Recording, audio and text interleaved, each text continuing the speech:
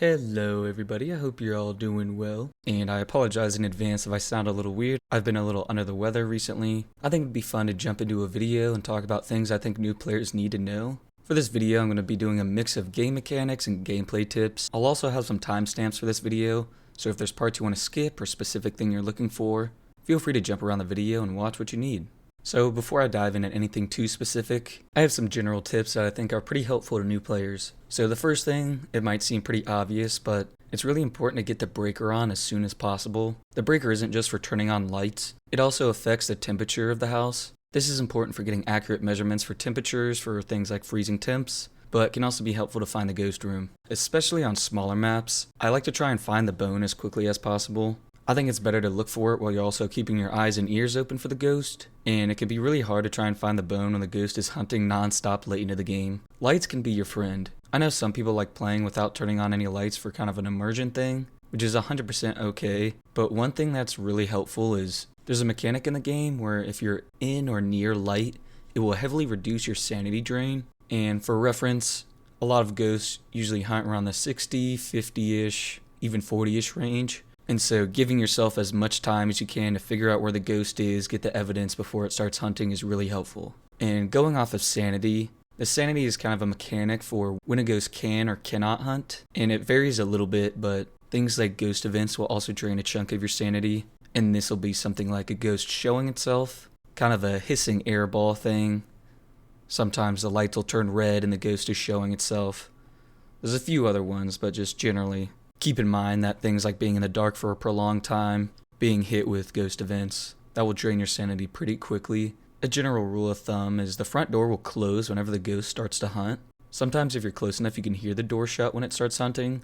And so just for reference, if the front door is open and you hear the ghost walking towards you or doing something weird, just keep in mind that it is a ghost event. I know it's hard to distinguish them sometimes, but just be aware of the nearest hiding spot and how long you've been inside. Now I'm going to go over some more in-depth things that aren't completely explained or intuitive to learn.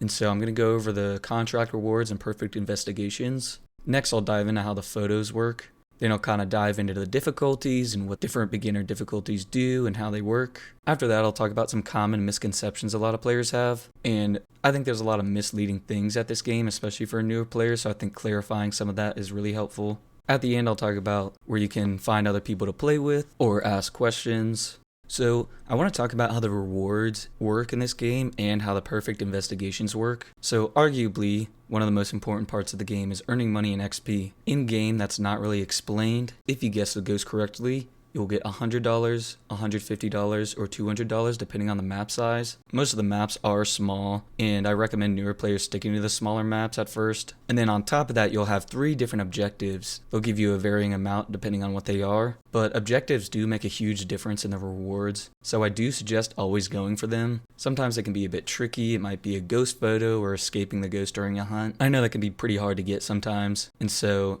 it is okay to leave if the ghost is hunting or it's something that's just too challenging. For the most part, just keep in mind the objectives and what they are at the start of the game, and then I do recommend trying to knock them out after you've gotten the ghost room, got some equipment set up in there. After the objectives, there's also this investigation bonus, which calculates if you get the ghost right, it will add money from the objectives, and if you end up escaping alive. Obviously, if you get the ghost wrong, if you die, or do both, then it will significantly lower your investigation bonus and the rewards you get from the game. This next part is talking about the perfect investigation bonus, and I'm just going to come back to that and kind of explain how I try and go for that. Towards the end of this, you see there's this bone evidence. Basically just each map a bone will spawn in a random location, and this can be picked up for money to be added to the rewards, but you can also take a photo of the bone and it will count as a 3-star photo. And then tying into photos a little bit, you do have a small photo reward bonus, and so if you take a photo that goes during a ghost event, if the ghost opened a door and interacted with something, if it threw an object, and I'll dive into the photos and kind of explain it a little more in specifics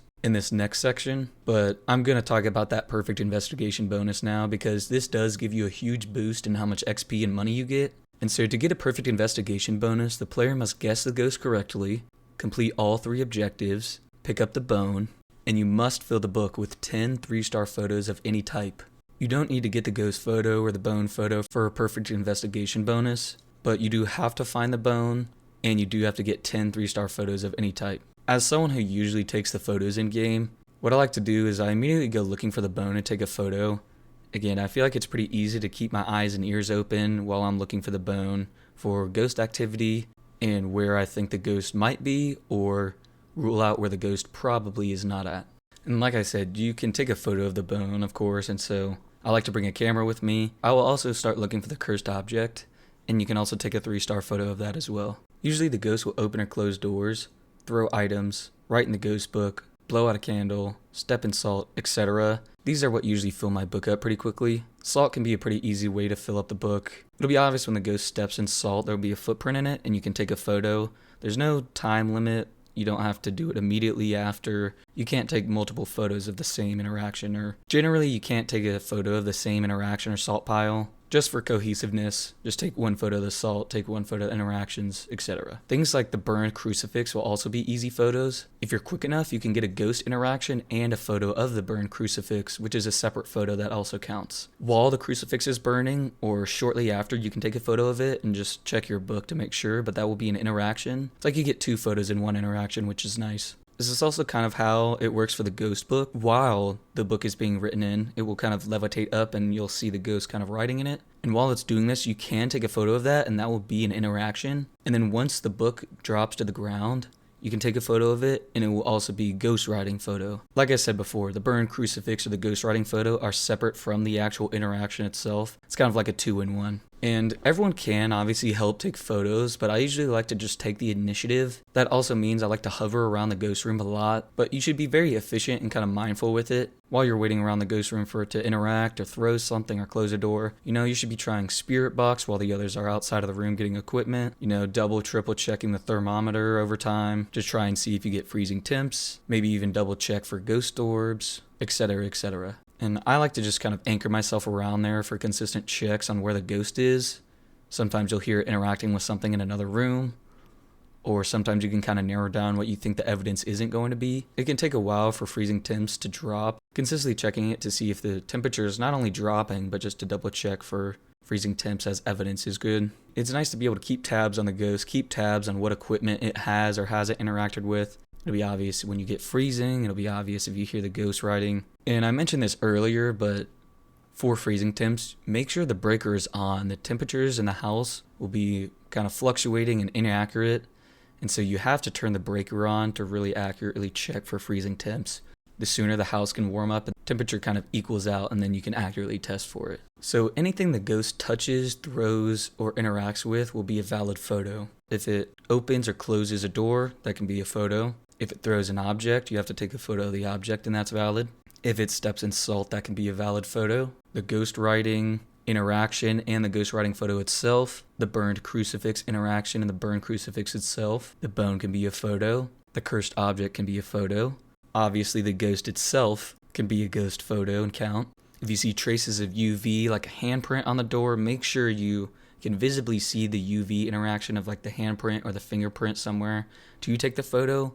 Because if you don't see the UV handprint and then you try and take a photo of it, it's not going to register that you got fingerprints or the UV interaction. So just be mindful of that. And for clarity, you must take a photo of the thing that the ghost interacted with. I've seen some people maybe on Reddit or in-game thinking that you could possibly take a photo of the EMF itself. If you're getting EMF 2, try and take a photo of the EMF. That is not going to be counting as a photo.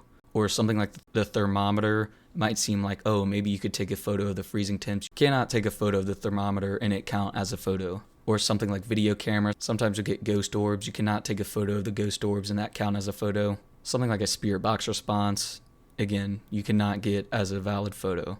And things you can take a photo of, equipment-wise, could be ghost writing. Like I said, there's going to be an interaction and the photo of itself. The UV handprints and fingerprints. A salt footprint can be something. And then for dots, just be very careful. If the ghost is showing itself in the dots, you confirm it's dots. It'll be kind of a ghost outline that's like green moving through the dots. That will count as a ghost photo. And once you have the ghost photo for the dots, you can't just keep getting more ghost photos. And I guess that's kind of similar with the bone. You can't take 10 photos of the bone, or you can't take 10 photos of the cursed object, but you can get multiple different interaction photos. But like, let's say the ghost showed itself in dots and you got a photo for the ghost. if it starts doing a ghost event and you take a photo, that's not going to be a second ghost photo. You can only get one ghost photo, you can only get one bone photo, and you can only get one cursed object photo. And you kind of learn over time things that are easy to take photos, and it's kind of just practice. And so don't think you have to try and figure out everything before you hop into a game. It kind of is just a natural thing. And recently they added it to where you can delete 2 photos that are not 3-star photos. You cannot delete a 3-star photo in the book, but if you get a 2-star or 1-star photo, which is usually if you're further away or it's not completely in the frame, sometimes it'll be weird and give you 2 or 1 star, you can vote to delete that in the book. So if you mess up a photo, don't worry too much. I think there's some interesting things about some of these lower difficulties that are important to keep in mind for these newer players. So the biggest thing for these lower difficulties, amateur and intermediate difficulties will refund some of your money lost if you happen to die. And so, for example, if I had $300 worth of equipment in the van and then I died, amateur will refund me 50% of that, and so I'd get $150 back even if I died. And then intermediate will refund me 25%, and so I would get 75% back in insurance. But keep in mind, professional difficulty and above will have no refund on lost equipment, so just be careful. And going off of that, you will always get the starting items for free, and they will also be whatever tier you have unlocked. There's different tiers for the equipment as you level up, and so if you unlock those higher tiers, you'll always have one flashlight, one EMF, you'll have one of each of the evidence items for free, and then I'm pretty sure you also start with a flashlight, so keep that in mind. It's not like you're going to die and have no equipment to be able to figure out the ghost. And another thing that's really, really helpful for newer players is these amateur and intermediate difficulties also have a setup time. So amateur has 5 minutes of a setup time and intermediate has 2 minutes of time. There's also a timer in the truck that indicates how much time is left, and this timer will start counting down when you open the front door. It's not when you leave the truck.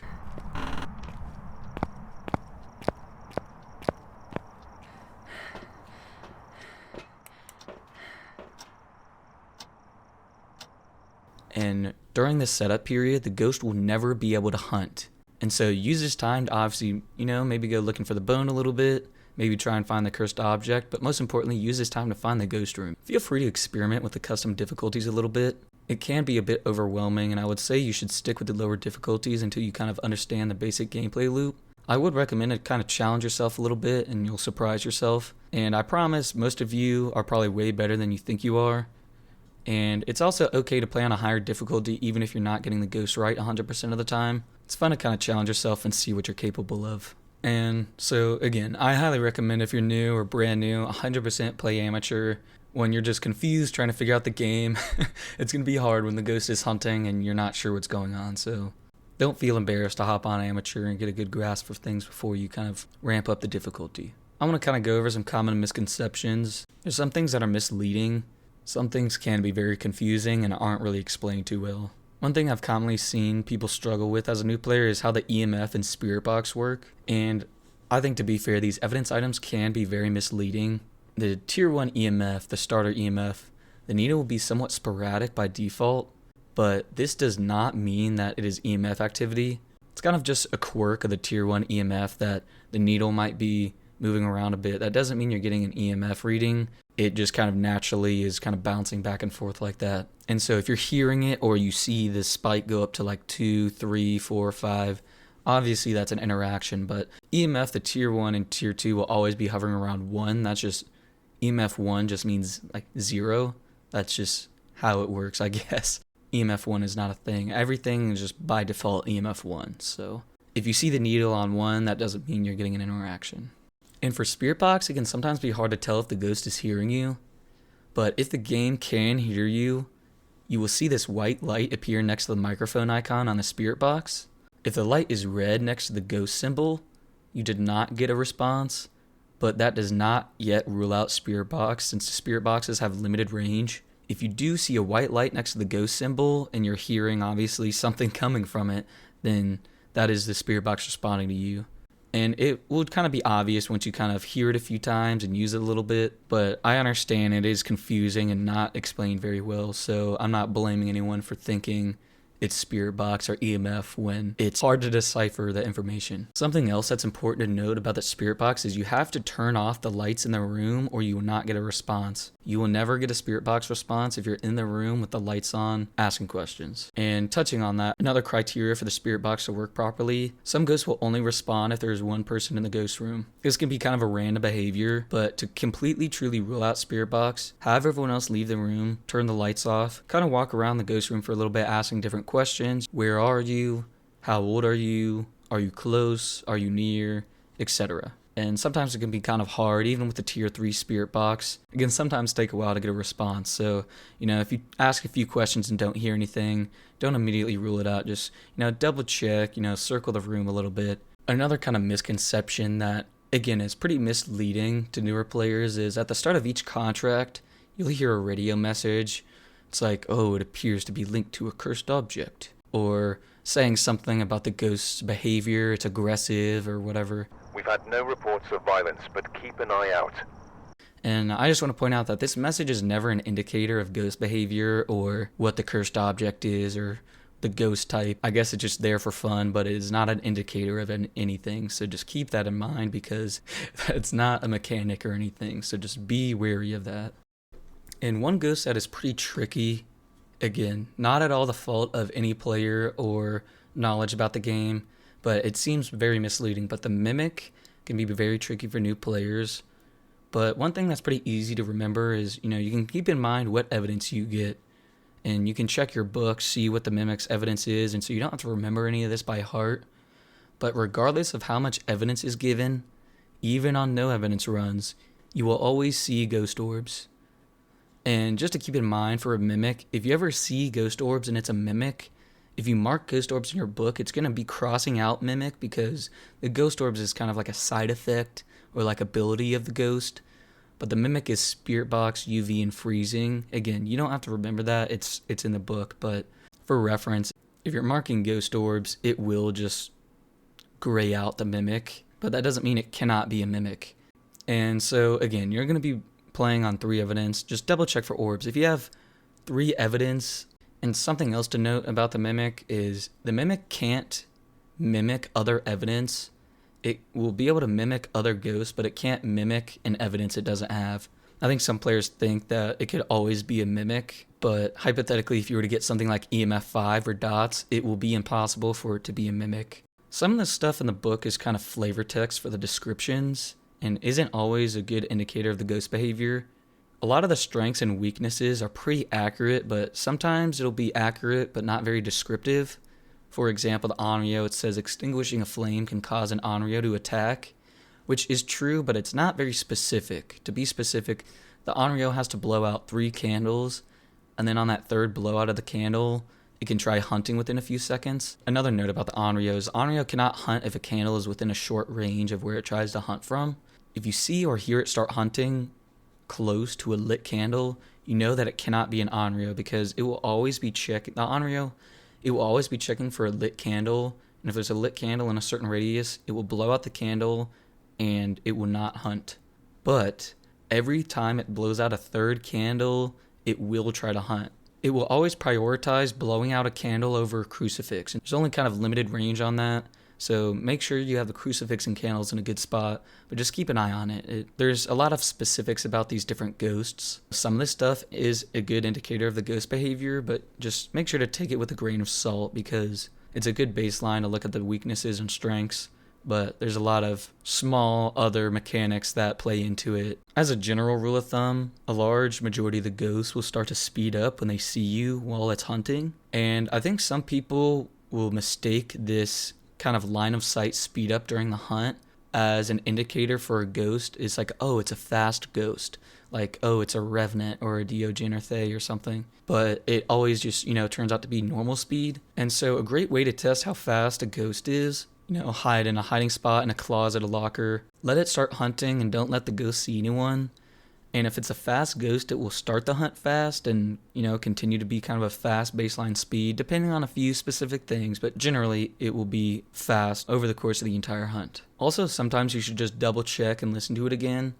There's some specific ghosts that will kind of change its speed according to different criteria, and sometimes this little speed change or gradual increase or decrease in speed of these specific ghosts can sometimes be mistaken as kind of a normal speed. What I mean by normal speed is that a lot of ghosts travel at the same kind of baseline speed,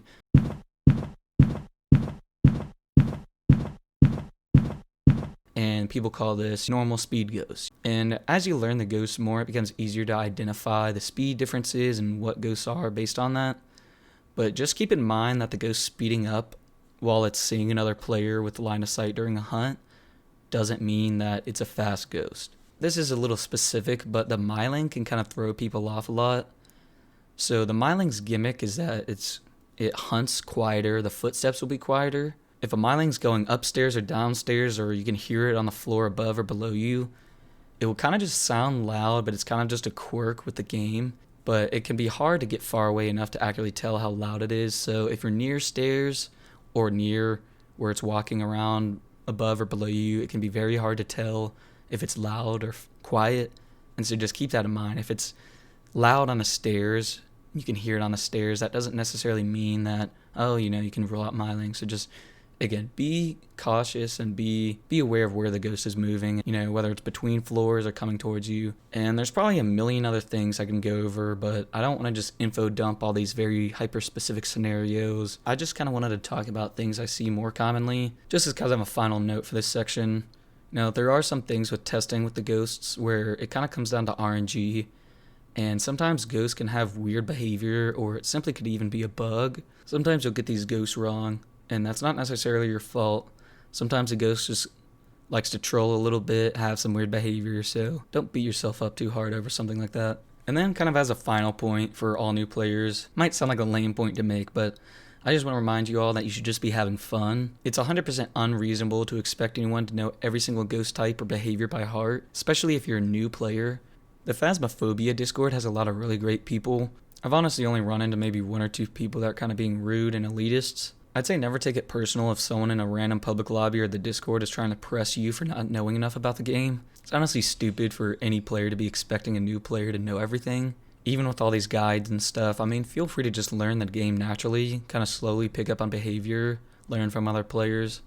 And also don't feel guilty if you're watching content or ghost guides on the internet, or I think there's a website where you can listen to ghost speeds and look at the behavior and stuff, and so just play how you want. No one is expecting you to be in sim on your first game. No one's expecting you to be in sim within your first 100 hours even. Just keep in mind, I've played with hundreds of randoms before, and I feel like I've always had a great experience, even if there was someone kind of ruining the mood in the lobby. I've met a lot of really nice people. I think playing with other people is not only way more fun, but it's fun to learn new things from more experienced players too.